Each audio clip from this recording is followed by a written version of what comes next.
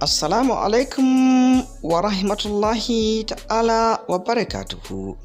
Barkanmu da sake saduwa da ku a daidai wannan lokaci.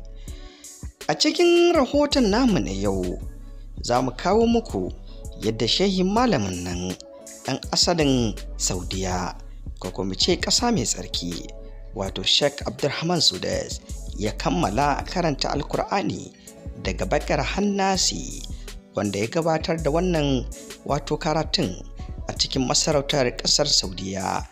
wato inda ya gabatar tun daga lokacin da ya fara har zuwa kammalawarsa a cikin gurin da ake tace murya da kuma wato samar da muryoyin karatu kala daban-daban a masarautar, wanda mafi akasari aka fi sani da studio. Wato dai masarautar Saudiya tana da wani studio na musamman wa'inda take tantancewa game da karɓar karatu daga wurin shahararru da fitattun malamai na duniya, wato a bisa kira'o'i daban-daban wanda ake yada shi a faɗin duniya.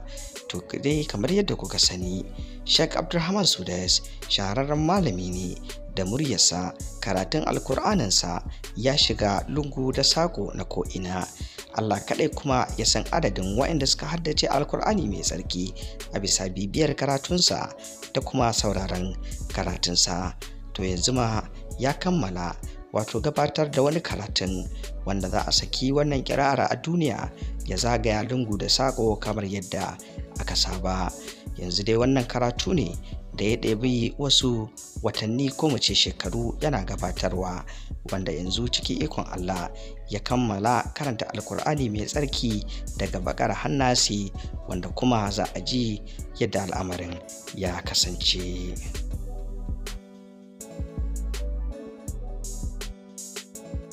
Kamar yadda dai jama'a suka sani da ma waɗanda ba su sani ba, yau za mu kawo muku jawabi ne dalla-dalla kuma daki-daki yadda ake gabatar da irin kira'o'in wannan alkur'ani mai tsarki, musamman yadda kuke ji kuke sauraro ba tare da kun san yadda ake haɗawa ba.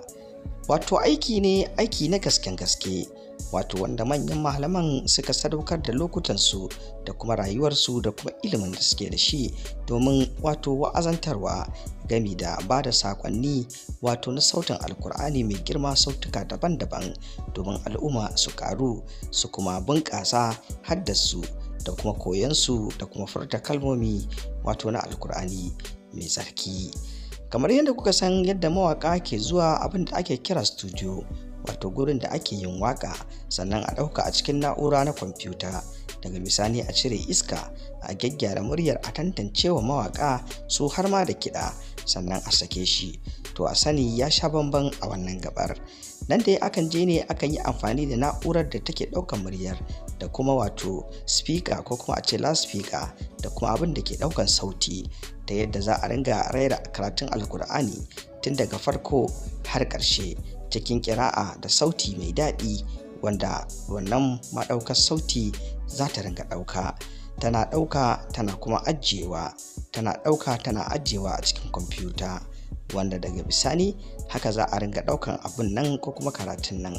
daki-daki, ana cire iskar da ta iya biyowa ta shiga. Duk da cikin gurin da ake yi da wahala kaga iska ta shiga ko kuma wani abu na wani sauti da ba a da bukata, amma duk da haka ba a rasa irin iska, musamman wajen da aka jawo doguwar aya ko kuma wata sura wacce take da wato tsayi wanda dole mutum ya ja numfashi. Irin wannan numfashin da ke shiga su ne ake amfani da irin wannan dama wajen cire irin wannan iska idan an zo tantance irin wannan iska. Shi kuma karatun alkur'ani mai tsarki ba a ƙara masa abin da ake kira effect, wato a ƙaƙƙara masa wasu abu da zai canza murya ko kuma launin muryar wanda yake yin karatun. A'a, akan bar shi ne haka kurin, sai dai a cire iskar domin kar al'umma na ji a ringa jin ƙarar iska ko kuma wani abu makamancin haka.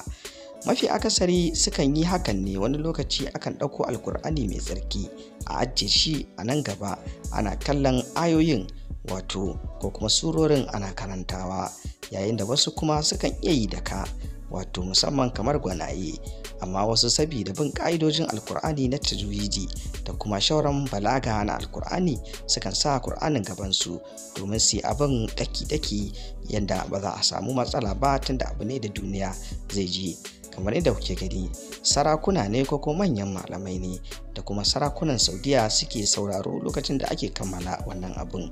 Ku saurare mu a shirinmu na gaba, za mu kawo muku shauran.